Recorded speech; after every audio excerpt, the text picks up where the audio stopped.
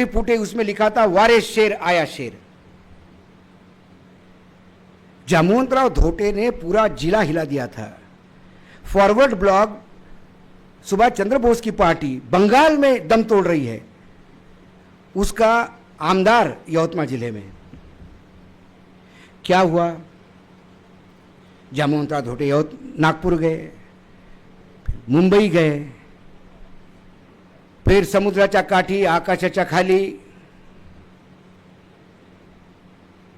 निपटा दिए गए। इससे आम आदमी का विश्वास उड़ता है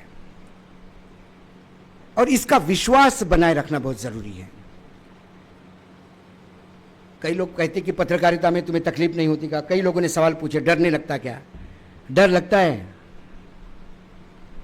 मरने से किसको डर नहीं? सबको डर लगता है। लालच भी है। 62 साल का हो चुका हूं, लगता है कि क्या काम करें, अभी रोज 8-8 वीडियो क्या करें, थक जाते हैं बोल बोल के। संडे को भी काम करना पड़ता है क्योंकि ऑफिस चलाना है। 2 दिन भी वीडियो नहीं जाएंगे तो रेवेन्यू कम हो जाएगा, तनख्वाहें कैसे बांटेंगे? ऑफर आया था इस देश के सबसे बड़े धन्ना सेठ से, ऑफर आया था। 1 घंटा लेके बैठा था, वो बता रहा था कि मैंने देश के लिए क्या क्या किया। आपकी क्यों नाराजगी है? मैंने इतना अच्छा काम किया, आप ये भी बताइए। मैंने बोला पहली बार सुन रहा हूं। अच्छा किया आपने। बोले आप YouTube के लिए नहीं हो, आप चैनल खोलो। मैंने बोला सेठ, चैनल खोलना 400-500 करोड़ का काम है, आपका भाई आपके साथ है, चिंता मत करो। चाय पी, खाकरा खाया, बाहर आया। अगली बार कब मिलेंगे? मतलब बहुत जल्दी। मैं वापस आया ऑफिस में।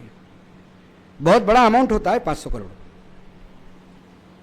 एक बार मन में भी आया कि 500 करोड़ ले लो, 100 करोड़ का चैनल चालू करो, 400 करोड़ रुपए के लेके विदेश भाग जाओ, बाकी जिंदगी अच्छी रहो। फिर मैंने सोचा कि कभी भारत आने का यदि कभी इच्छा हुई तो लोग एयरपोर्ट पर डंडे लेके खड़े होंगे, आन दे इसको करेंगे ठीक। मैंने ऑफिस में जाके बात की सारे कलीग से, क्योंकि बात छुपती नहीं, कहीं ना कहीं बाहर आ जाती। मैंने बोला सब प्यून से लेके सबको बुलाया। मैंने आज ऐसी सी बात हो गई। तो हमारे जो एडिटर है चित्रांश, तो हमें कहे तो उसमें क्या हो गया भाऊ, आप क्यों टेंशन में हो? मैंने नहीं, उसने बोला कि बहुत जल्दी मिलेंगे अगली मीटिंग। तो हंसा कराइए और चाय और खाकरा खाइए। मैंने नहीं, 1 बज गया है, मिड डे मुद्दा 2 बजे जाता है अपना। मैंने बोला आप लगाइए, आधा घंटा दे दीजिए। आधे घंटे में हमने कार्यक्रम में बता दिया था कि सेठ ने हमको बुलाया। सेठ ने हमको ये कहा, और सेठ ने हमको ये कहा कि मैं सिर्फ देश के लिए करता हूं, अभी तक देश से कुछ लिया नहीं, फिर भी आप लोग मुझे विलन बनाए बैठे हो। तो हमने सारे नेशनलाइज बैंक के आंकड़े निकाले। हमने कहा सेठ बहुत सही बोल रहे हो, सिर्फ ये बताओ ये जो बैंक से एक्सपोजर लेके बैठे हो, मतलब बैंक से जो पैसे लेके बैठे हो, हजारों लाखों करोड़, ये बैंक आपकी बाप की है या हमारे बाप की है? जो बेचारा ले गया था मुझे बड़े मुश्किल से, उसने मुझे फ़ोन किया, बहुत ही वाहियात आदमी हो यार तुम, मतलब चाय पीने के बाद 2 घंटे भी नहीं रुक पाए यार तुम। बोले उनने मुझे मैसेज किया कि यूजलेस गाय यार। अरे नहीं मिलना ना, लेकिन ये बोलने की क्या जरूरत थी कि मैंने ये बोला, मैंने वो बोला। मैंने बोला बोलना इसलिए कि बोल के फ्री हो गया, कभी जीवन में फिर से लालच आया तो बाकी वापस परतीच्या दोर कापून टाका आपणच। नहीं तो क्या है, लालच हर एक को आता है, लेकिन जवाब क्या है? चलने को मर्सिडीज नहीं चाहिए, लेकिन पूना में जब मैं ऑटो में बैठता हूं और ऑटो वालों को बोला वहां छोड़, और जब ऑटो वाला उतरने के बाद मैंने बोला किती झाले रे? वानकडे साहेब ना तुम्ही? काय हो साहेब, तुमच्याकडनं पैसे घेणार का? अहो साहेब तुम्ही किती काम करता देशाचं? ये है, ये किसी भारत रत्न से बड़ा है, पद्म भूषण से बड़ा है। और ये इससे आदमी को एनर्जी मिलती है। मैं बता रहा हूं, जितने करोड़पति, मैं पहले बिजनेस जर्नलिज्म में था, मैंने अब्जोपति देखे, पत्रकार करके उनके सामने ज़्यादा खा जाता था मैं। वो बोला मैं ये नहीं खा सकता, वो नहीं खा सकता, वो नहीं खा सकता, वो नहीं खा सकता। बाहर आके मैं मेरे ड्राइवर को कहता था, जब चैनल पे काम करता था, मैंने बोला बताओ यार, इतना बड़ा सेट, पैसे की कमी नहीं, खा कुछ नहीं सकता, अपन फूक रहे, उससे ज़्यादा खा गए। तो पैसे से सुख नहीं आएगा, ये मान लीजिए आप। ये मैं इसलिए कह रहा हूँ कि मैंने वो भोगा है। मैं 7 स्टार होटल में भी रहा हूँ, मैं चार्टर्ड में भी घूमा हूँ। अल्टीमेटली आपको नींद अपने बेड पे ही आती है। 5 स्टार के बेड में आप जब सोते हो तो 1 घंटे बाद उठ के नीचे दरी पे सोते हो, क्योंकि वो बेड ऐसा अंदर घुस जाता है तो अपने को सांस रुक जाती है। और मेरे तो ज़्यादा ही घुसता हूँ वजन के हिसाब से। तो इतनी बुरी स्थिति में आज हम फंसे हुए हैं। आने वाला समय फिर यूथ का और भविष्य का बहुत बहुत ही भयावह है।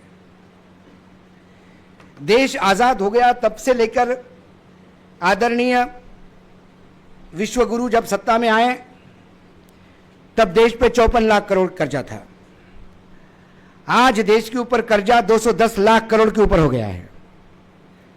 और आश्चर्य की बात, जब भी सरकार कर्जा लेती है 2 साल, 3 साल, 7 साल अल्टीमेट, 7 साल के लिए बॉन्ड खरीदे, वो देने होता है 7 साल।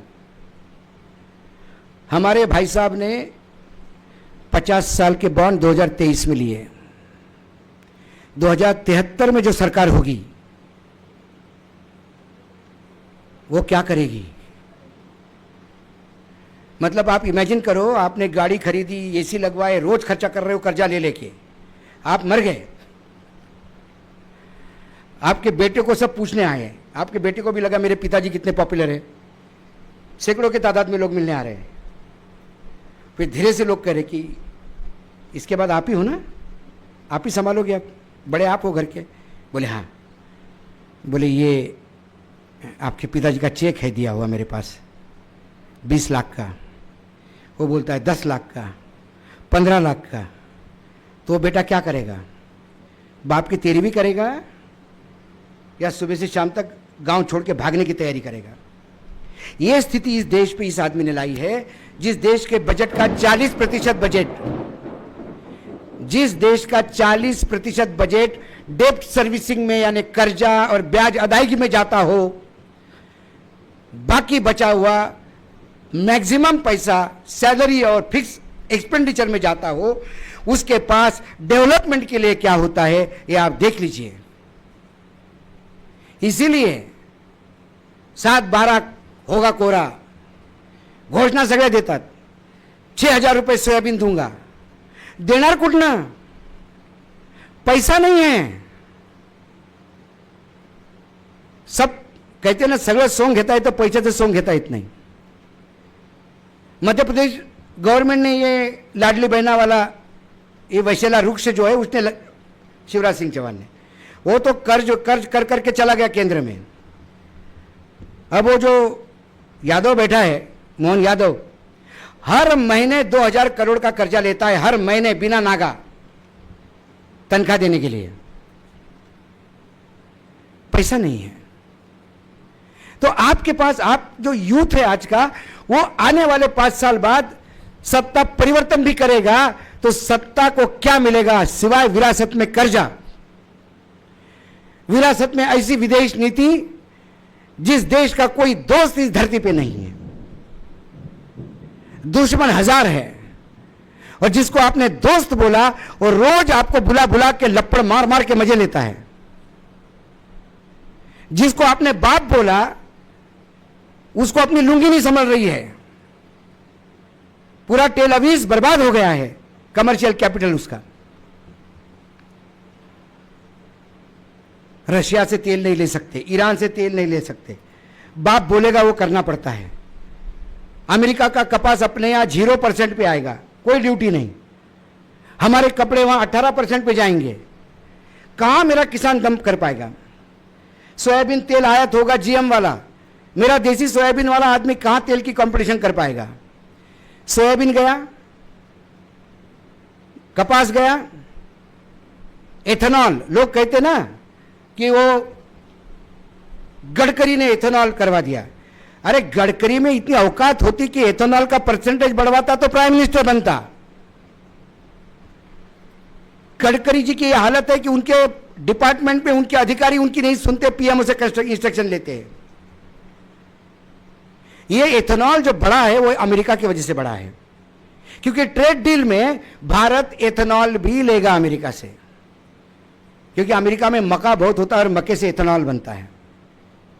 वो सारा एथेनॉल भारत में डंप करेगा, इसलिए हमारे यहां एथेनॉल। किस चीज में भारत को छोड़ा, किस लायक?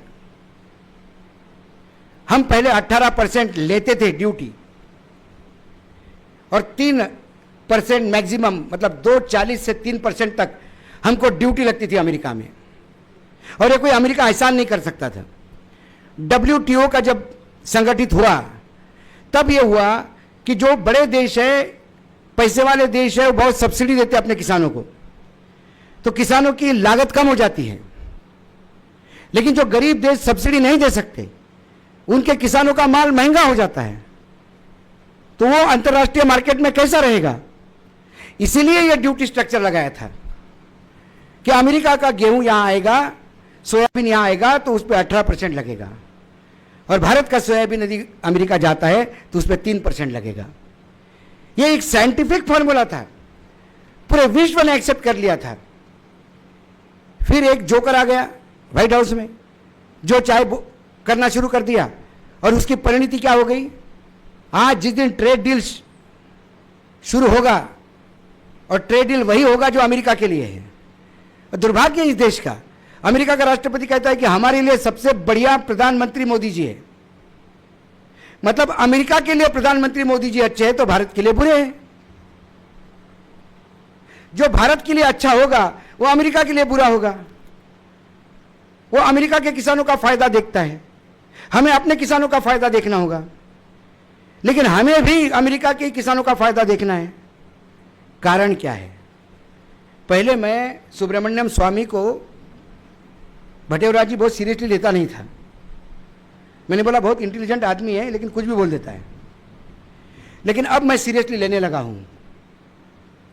वो कहता है कि चीन के खिलाफ हम कुछ नहीं कर पाएंगे, क्योंकि चीन में कुछ सीढ़ी पड़ी हुई है साहब की, और अमेरिका में फाइल पड़ी हुई है। यदि अमेरिका में फाइल नहीं पड़ी हुई है, तो यदि किसी देश को आप नरक का द्वार कहेंगे कि India is a hell hole, और प्रधानमंत्री के मुंह से आवाज नहीं निकलती। AR अंतुले का किस्सा है। AR अंतुले इंग्लैंड में जब पढ़ रहे थे तो भारत के बारे में कुछ गलत टिप्पणी किसी वक्ता ने की थी, तो उन्होंने उठ के कुछ फेंक के मारा था उसको। अकेले थे, इंग्लैंड में थे।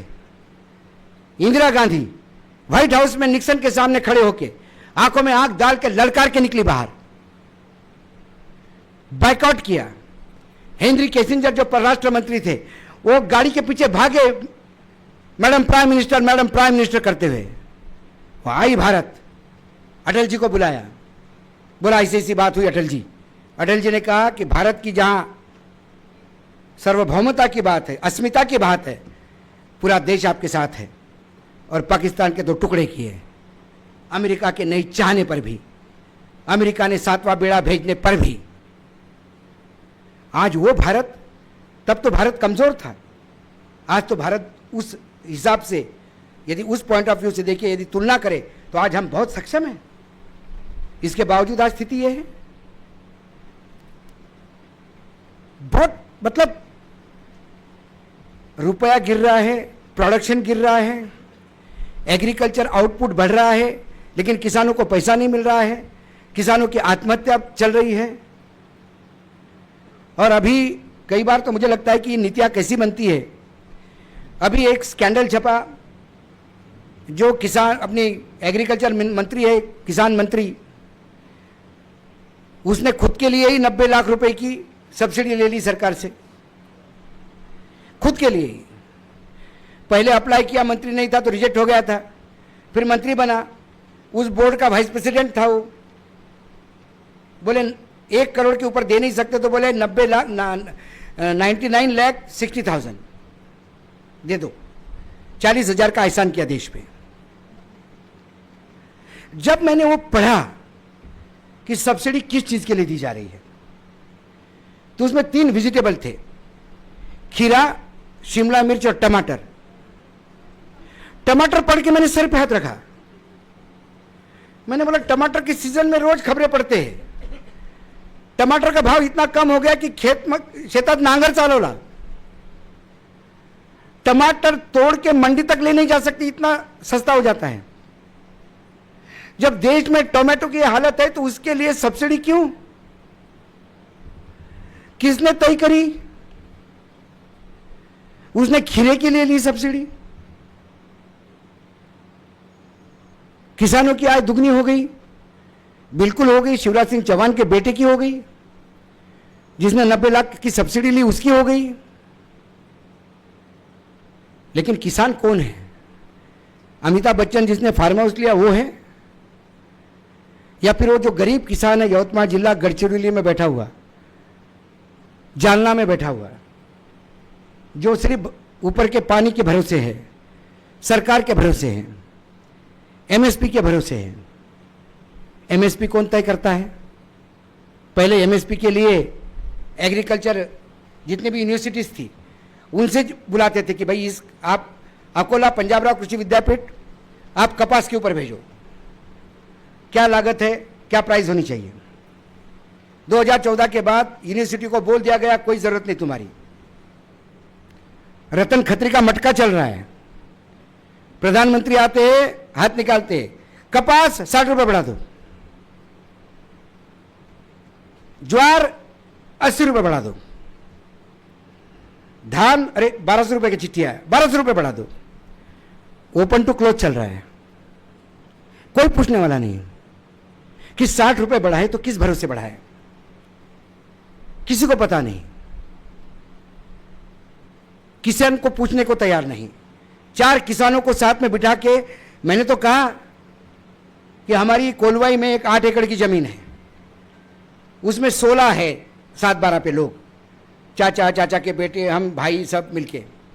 मैंने बोला सबके तरफ से मैं 8 एकड़ जमीन केंद्र के किसी भी मंत्री को देने को तैयार हूं।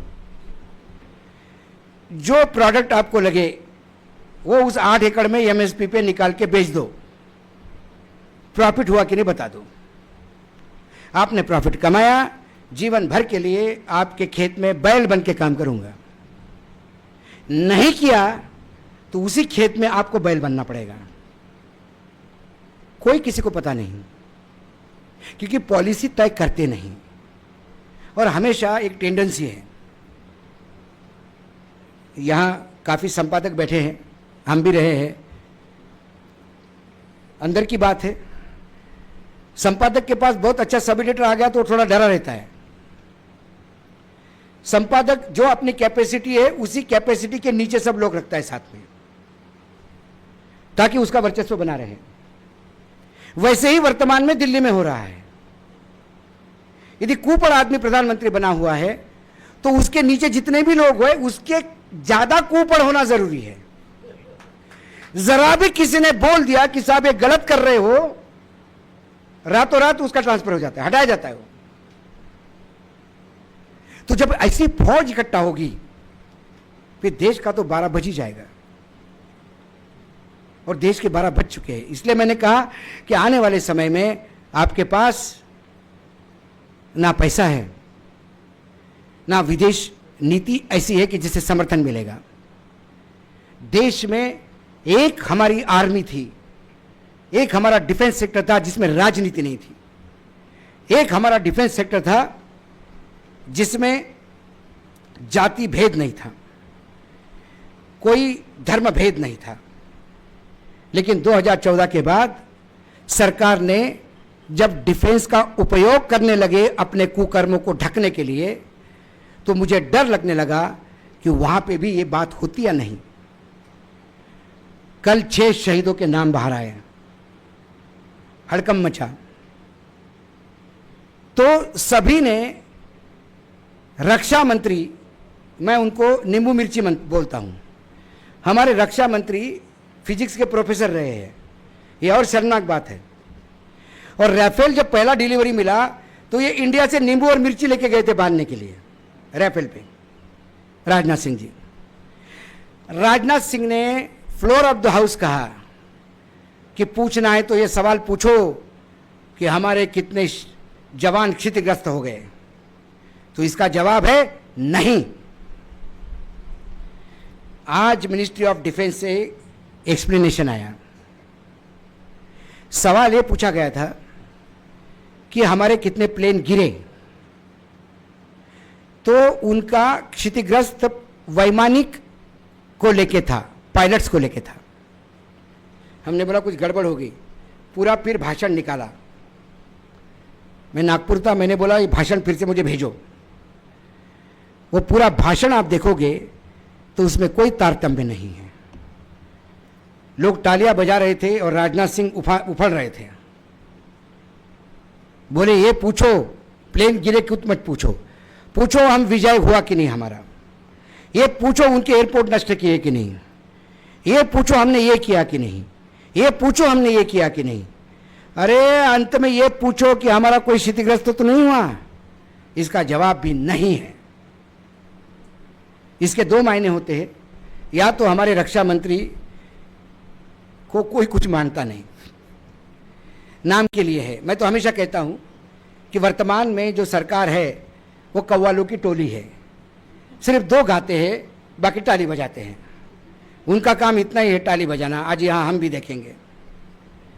अभी एक्सपांशन हुआ, मैं आज दिन में प्रोग्राम करके आया तो बड़े एक्सपांशन में निर्मला सीतारामन एजुकेशन में जाएगी तो क्या होगा, और दास फाइनेंस में आएगी तो क्या होगा, ये चर्चा, और बड़े बड़े बुद्धिजीवी चर्चा करते हैं।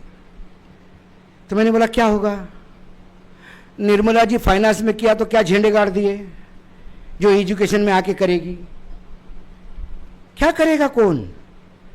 मैंने उदाहरण दिया कि ये जो पत्ते होते हैं खेलने के, वो हम फेंकते हैं। क्यों फेंकते हैं, क्योंकि ठीक से मिक्स हो जाए। क्यों मिक्स हो जाए, क्योंकि हर पत्ते की एक वैल्यू होती है, 1 2 3 4 5 9 तक, 10 तक। तो इसीलिए इसकी वैल्यू होती है, इसका कुछ महत्व है, इसलिए फेंटे जाते हैं। लेकिन उस पत्ते के पूरे कैट में एक जोकर होता है, तो खेलने वाले जोकर को बाहर निकाल कर रख देते हैं। लेकिन पूरा पत्ते का सेट ही जोकरों से भरा हो तो फेंट के क्या करोगे, कितना भी फेंटोगे निकलेगा जोकर ही। तो इसके लिए इस एक्सपांशन से कोई लेना देना नहीं। मैं इस एक्सपांशन से कोई भविष्य मानता नहीं, क्योंकि बदलाव पूर्ण रूप से जरूरी है। ये कोई मैं आंदोलन की चेतावनी नहीं दे रहा हूं, क्योंकि यहां पे बड़ा प्रॉब्लम हो रहा है। पिछले बार महात्मा गांधी के नाम से भी बोलो तो लोग अर्बन नक्सली बोलते हैं, और पिछले बार बाकायदा छप के आया था, और एक वानखड़े ने तो लिख दिया था कि अर्बन नक्सलों का अड्डा हो गया है ये। तो यदि अर्बन नक्सलों का अड्डा है महात्मा गांधी जी का आश्रम, और संविधान और लोकतंत्र और जनता की वेदनाओं को शब्द देना नक्सलिज्म है, तो हम हैं। अब हर वानखड़े अच्छा नहीं होता, कुछ समीर भी होते हैं, कुछ एमएलए भी होते हैं। तो किसी ने कहा वो वानखड़े ही है, मतलब हर वानखड़े ऐसे नहीं होते ना, क्या करें, प्रॉब्लम है। तो फिर एक बार लेबल होगा, क्योंकि डायरेक्ट आप बात करो, मैं नाम लेके बात करता हूं तो तकलीफ होती है लोगों को। मुझे लगता है प्रधानमंत्री और एक मंत्री ऐसा बोलने से क्या है, सीधा सीधा नाम लो, क्या होगा। वाघ म्हटलं तरी खातो, वाघोबा म्हटलं तरी खातो, वाघ्या म्हटलं तरी खातो, तर कमीत कमी शिवी द्यायची वाघ्या म्हणून, तेवढंच सॅटिस्फॅक्शन. मरायच्या अगोदर वाघाला शिवी देऊन मरतो, वाघोबा वाघो दादा म्हणलं तरी तो खातोच. तो इस वजह से मैंने बहुत पहले सोचा था कि क्या बोलना है, सोच समझ के. हमारी पत्नी ने भी कहा कि देखो तुम विकास को परेशानी में मत लाने देना. मैंने क्या करे यार, बस किसी ना किसी को तो बोलना होगा, और कितना नियंत्रण रखेंगे. हम ये तो नहीं कहेंगे कि ये सुजलाम सुफलाम हो गया, देश तरक्की के राह पे है, मंगलयान चला गया है और विश्व में हर जगह हम विश्व गुरु है और जिस दिन चाहे हम इजराइल की लड़ाई रोक देंगे, रशिया की लड़ाई हम ही तय करते हैं रोकना है कि नहीं रोकना है। ये कहाँ तक चलेगा, कब तक करेंगे? थोड़ी देर कर देते हैं, चलो ठीक है, आदमी की इज्जत रखने के लिए थोड़ा बहुत, किसी के भाई मेहमान हैं, किसी को आए तो, इसीलिए मैं कहता हूँ कई आयोजनों में मेरे को मत बुलाओ, क्योंकि कई जगह चीफ गेस्ट नहीं मिलते। बोले वानखडे आहे का, मग आम्ही येत नाही, तो काही बोलतो हमने मूर्खासारखा, आमच्याच पार्टीला शिवाय घालतो। किसी पार्टी से हमने अटल जी की सरकार देखी, हमने खुशाबाऊ ठाकरे की बीजेपी देखी, भटेवरा जी है, भटेवरा जी साक्षी है अटल जी की सरकार का। प्रमोद महाजन जैसे लोग देखे, तब हमको लगता था प्रमोद महाजन बहुत गलत करते हैं, अब समझ में आ गया गलत किसको कहते हैं, क्योंकि जो मापदंड स्थापित हुए हैं गलत और सही के, इसका कोई लेना देना नहीं है। तो आने वाला समय यदि आपको लगता है चुनाव ऐसे ही होंगे जैसे बंगाल में हुए, आने वाला समय में आपको लगता है कि ज्ञानेश कुमार की जगह कोई और कुमार आ जाएगा, फर्क नहीं पड़ेगा, और जो आएगा वो ज्ञानेश कुमार से 2 फुट ज्यादा करने का प्रयास करेगा। ही हैज टू प्रूव कि सर आपने ज्ञानेश कुमार को बिठाया था, उनने जो सेवा की वो कुछ भी नहीं सर, इसके आगे की सेवा में करता हूं। और हो सकता है कि अगली राज्यसभा की जो चुनाव की घोषणा होगी ऐसी होगी कि आज चुनाव आयोग आने वाले 3 राज्यों में 12 सीटों की राज्यसभा की चुनाव की घोषणा करता है। आज जब मैं बोल रहा हूं तो नोटिफिकेशन जारी समझा करो, समझ जाएगा।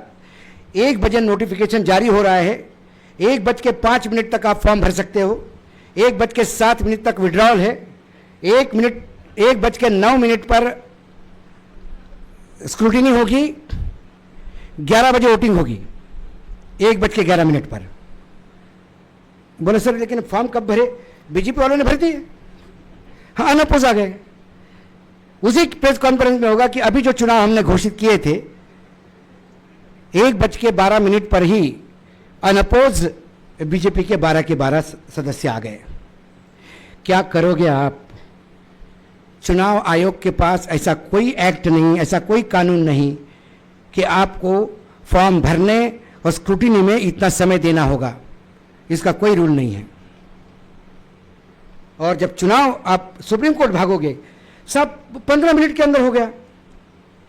चुनाव प्रोसेस के अंदर हम इंटरवेन नहीं करते, लेकिन सर आपको लगता है 12 मिनट के अंदर हो सकता है? भाई ज्ञानेश कुमार को नोटिस इश्यू कर देंगे, वो बता देंगे, ज्ञानेश कुमार के वकील आएंगे, वो बोलेंगे कैसा नहीं हो सकता, बीजेपी वालों ने कर दिया ना सर। बीजेपी वालों को पहले पता होगा ना सर, वो लाइव देख रहे थे प्रेस कॉन्फ्रेंस, हमने बोला 1:00 तुरंत जमा कर दी उनने, उनके लोग कलेक्टर ऑफिस के बाहर थे, हो गए। कोर्ट बोलेगा कांट हेल्प, आपको भी करना चाहिए। आप लोग हारने के बाद ही कोर्ट आते हो, गलत बात है। बोला अजीब सुप्रीम कोर्ट हो गया, पी के गया कोर्ट में, साहब चलते चुनाव में 10-10 हजार रुपए बांटे, ये वायलेशन है। बोला छोड़ो, तुम चुनाव हारने के बाद आ गए, चुनाव हारने के बाद मत आया करो यार, भेज दिया उसको वापस। आसाम में चुनाव के पहले गए, बोले भाई साहब देखो आसाम में वो मुख्यमंत्री बंदूक मुसलमानों की तरफ देख के ढाढ़ा कर रहा है। सुप्रीम कोर्ट ने कहा तो क्या करें? जब भी चुनाव होते आप सुप्रीम कोर्ट को आंकड़ा बना देते हो चुनाव का, जाओ चुनाव के बाद आओ। क्या करें? चुनाव के पहले जाओ तो आंकड़ा बनाते हो, चुनाव के बाद जाओ तो हारने के बाद आते हो। इसका मतलब मत आओ, जो नंगा नाच चल रहा है उसको होने दो, आप भी तालियां बजाओ। ये कोई मैं बिरले उदाहरण नहीं दे रहा हूं, ये अभी के उदाहरण हैं, पिछले 6 महीने के उदाहरण हैं ये सामने। पुरानी बात तो हम कर ही नहीं रहे हैं। जब ऐसी स्थिति बनी हुई है कि नोट के बंडल मिलने के बाद भी उस न्यायाधीश के खिलाफ एक्शन नहीं होता, और आपने कुछ भी नहीं किया, सोनम वांगचुक ने कुछ भी नहीं किया तो उसको उठा लिया 6 महीने। हेमंत सोरेन चीफ मिनिस्टर 5 महीने जेल में रहा, पूरा लोकसभा चुनाव। जब जमानत के लिए गया तो कोर्ट ने पूछा, कहा ये कौन सी जमीन, हेमंत सोरेन का कब्जा तो नहीं जमीन पे? बोले नहीं। उस जमीन के मालिक से कोई बातचीत इनकी? बोले नहीं। जमीन के मालिक से कभी ये मिले? बोले नहीं। बोले कोई रिकॉर्ड है रेवेन्यू का जिसने अपने जमीन ट्रांसफर की? बोले नहीं। कुछ पैसे का लेन देन, उसके घर में कैश मिले हो फार्मर के घर में, या इसने कैश देने के प्रूफ है? कुछ भी नहीं। तो बोले फिर अंदर क्यों है? बोले सर किसी ने एफिडेविट दिया था, इन्हें जमीन पर कब्जा कर लिया।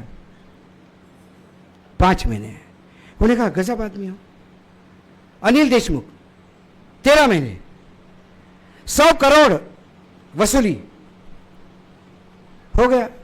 कोर्ट में पुलिस कमिश्नर को बुलाया, कोर्ट ने बोला क्या हुआ, 100 करोड़ आपने कहा मिनिस्टर ने आपसे मांगे थे? बोले नहीं सर। फिर कुछ राइटिंग में भेजा था? बोले नहीं सर। ये 100 करोड़ कहां से आए? बोले सर हमारे यहां जो अधिकारी चाय पी रहे थे तो उनको मैंने सुना बोलते हुए, हियर से, कानाफूसी अधिकारी बात कर रहे थे, कमिश्नर ने सुना और बोल दिया, गृह मंत्री ने 100 करोड़ रुपए वसूली के बोल दिए, और उसके बाद 13 महीने गृह मंत्री जेल में। कोर्ट ने कहा कि आप आईपीएस ऑफिसर हो, senior IPS officer, commissioner police DG rank का होता है, आपको यह पता नहीं कैसे आरोप लगाने हैं? नीचे मुंडी करके चुप था। अनिल देशमुख को जमानत हो गई, नई सरकार आ गई, साहब प्रमोशन पे बड़े पोस्ट पे बैठ गए क्योंकि उन्होंने 100 करोड़ के आरोप लगाए। आज नीट के मामले में भी हम कहते हैं धर्मेंद्र प्रधान का कोई रोल नहीं, वो ताली बजाने वाला है कव्वाली में, जिसने सुर लगाया उसको पकड़ो। जो बच्चों को एग्जाम कैसी देना चाहिए ये बोलता है मन की बात में, उसको जिम्मेदारी लेनी चाहिए पेपर कैसे लीक होते हैं। एक ट्वीट नहीं, प्रियंका चोपड़ा की शादी में ट्वीट करते हैं बधाई का, लेकिन यहां बच्चे आत्महत्या कर रहे हैं उसके ऊपर सद, यानी इतना भी नहीं बोलते कि आत्महत्या मत करो। क्या चल क्या रहा है देश में? और इतना सब हमारे सामने होते हुए मैं कोई नया बता नहीं रहा हूं कि जो आपको पता नहीं है, ये सब आप सुन रहे हो, देख रहे हो। लेकिन देखने के बाद भी हम महात्मा गांधी के 3 बंदर निगेटिव सेंस में बने हुए हैं कि अच्छा मत बोलो, अच्छा मत देखो और अच्छा मत सुनो। यदि इस पोजीशन पे हम बैठे हैं तो हमें सोचना होगा कि वाकई हम इस देश को बचा पाएंगे, बचा सकते हैं, बचाने का प्रयास करना चाहिए, या फिर महात्मा गांधी के, आज भी मैं कहता हूं कि महात्मा गांधी का आंदोलन ही, महात्मा गांधी का अहिंसा का आंदोलन, महात्मा गांधी के तमाम विचारों से ही इस देश को बचाया जा सकता है। और ये लोग बंदूक से डरेंगे नहीं, ये लोग डरते हैं शांति से, ये लोग डरते हैं आज भी महात्मा गांधी से। इसीलिए इनका आज भी आइडल जो है नथुराम गोडसे है। नथुराम गोडसे की जय बोलने वाले लोग यदि पार्लियामेंट में बैठे हैं तो फिर आप समझ लीजिए कि ये देश का क्या हाल होगा।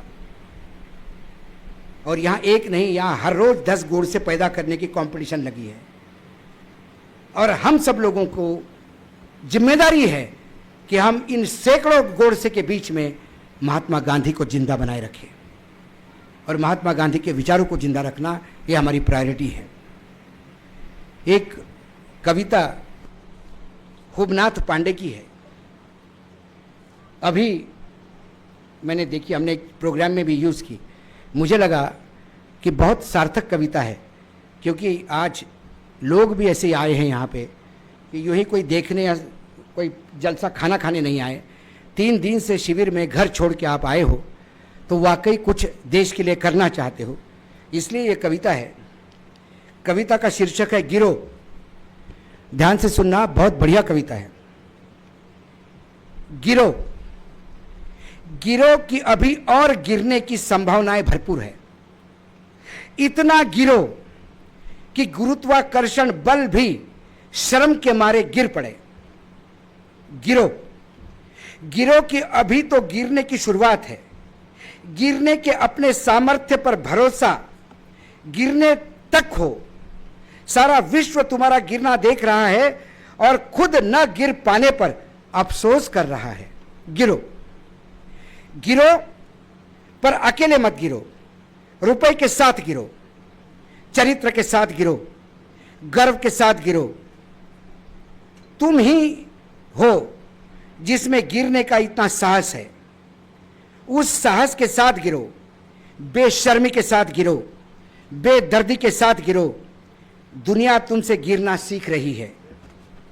किसी एक ही मामले में सही तुम विश्व गुरु होने से कोई टोक नहीं सकता, कोई रोक नहीं सकता। आने वाली पीढ़ियां तुम्हारे गिरने में गिरने की संभावना तलाश करेगी और तुमसे भी ज्यादा गिरने का पराक्रम करेगी। उनके पराक्रम पर यकीन करते हुए जरा और जोर से गिरो, थोड़े शोर से गिरो, चारों ओर से गिरो, निपट भोर से गिरो और गिरते रहो, गिरते रहो। यह सच है कि इसके पहले तुम्हारी तरह कोई नहीं गिरा। इसका नहीं है कोई गिला, बल्कि तुम्हें तो खुश होना चाहिए कि सदियों से खड़े समाज को तुम गिरना सिखा रहे हो। एक ही जगह खड़े खड़े लोग जड़ हो गए थे, उन्हें जड़ से तुम ही हटा रहे हो। यह कोई आसान काम नहीं है जो तुम जमाने को बता रहे हो। जो गिरने में सामर्थ्य हो वह तुम्हारी आलोचना करेंगे, जो गिरने में असमर्थ हो वह तुम्हारी आलोचना करेंगे, निंदा करेंगे। पर इन सब से घबराना नहीं, गिरने से डगमगाना नहीं। आज तक जो कुछ न गिरने के लिए प्रतिबद्ध था वह सब लेके गिरो। धर्म को लेके गिरो, कर्म को लेके गिरो, देश को लेके गिरो, भेष को लेके गिरो, पेड़ को लेके गिरो, रेड़ को लेके गिरो, पानी को लेके गिरो, पहाड़ को लेके गिरो, सावन को लेके गिरो, भादों को लेके गिरो, प्रकृति को लेके गिरो, संस्कृति को लेके गिरो, विकृति को लेके गिरो। गिरो, गिरो। वर्तमान सदी के महानतम महापुरुष पूरी कायनात को दिखा दो कि तुम और कितना गिर सकते हो। कल हो सकता है कि तुम्हारी गिरना देखकर ही लोगों की उठने की कामना जाग उठे और आने वाले पीढ़ी को उठने का अर्थ बताने के लिए, कम से कम ज्यादा गिरने का फर्क बताने के लिए गिरो। वरना किसी की फिक्र गिरे और सिर्फ गिरो। गिरते रहो, गिरते रहो जब तक गिरने की प्रक्रिया निष्क्रिय ना हो। गिरो और गिरो।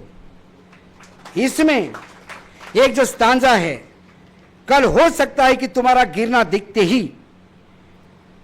लोगों की उठने की कामना जाग उठे। मैं बस उस शब्दों पे आ रहा हूं। वर्तमान में जितना गिर रहा है, ये समाज गिर रहा है, सरकार गिर रही है, प्रशासन गिर रहा है, न्यायपालिका गिर रही है, कार्यपालिका गिर रही है, विधायिका गिर रही है, परिवार गिर रहा है, सामाजिक ताना बाना गिर रहा है। इस गिरावट के बीच में गिरना क्या होता है, शायद इस गिरते गिरते समाज को देखते हुए कोई तो युवा पीढ़ी ये सोचेगी कि कभी उठे भी हुआ करते थे क्या उठना भी हमारा काम है क्या। तब शायद कोई उठने का प्रयास करेगा और ये गिरने वालों को अपने पैरों के तले रोंद देगा। उस समाज का निर्माण करना है, ये अभिलाषा लोगों के बीच में जगानी है। तो फिर सुरेश भट्ट के वो 4 लाइनें याद आती है। उषक काल होता होता काळ रात्र झाली, अरे वेड्या आयुष्याच्या पेटवा मशाली। वाकई हम अमावस्या में जी रहे हैं, और वो ऐसी अमावस्या जिसका अंधकारमय समय कितने सालों का होगा, कितने महीनों का होगा, कितने सदियों का होगा, इसकी कोई गारंटी नहीं। इसलिए मशाल जलाते रहो। शायद किसी मशाल में इतनी ताकत हो कि वो सूरज बन के उभरे और इस अंधकार को नष्ट करे।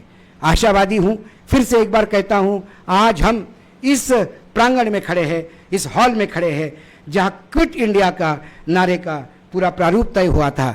महात्मा गांधी के नेतृत्व में 1942 में वो नारा दिया, और वाकई 47 आते आते 5 साल के संघर्ष में ये सरकार चली गई थी।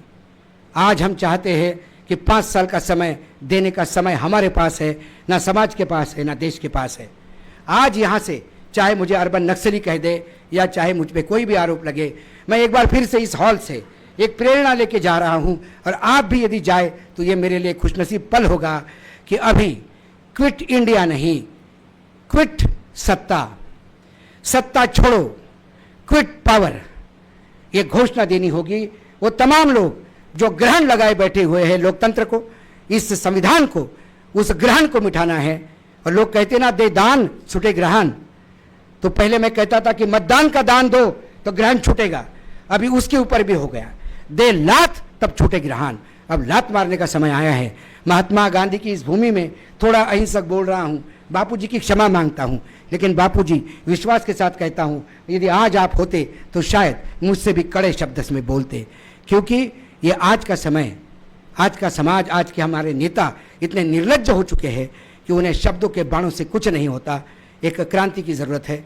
इसीलिए, और क्रांति, फिर मैं कहता हूँ, क्रांति बंदूकों से नहीं, आज भी हम महात्मा गांधी के शांति और अहिंसा के विचारों के साथ आगे जाना चाहते हैं। और आशा करता हूँ कि यहाँ से 3 दिन जो आपने लिया और अंत में जो मुझे सुना, मैं धन्यवाद देता हूँ।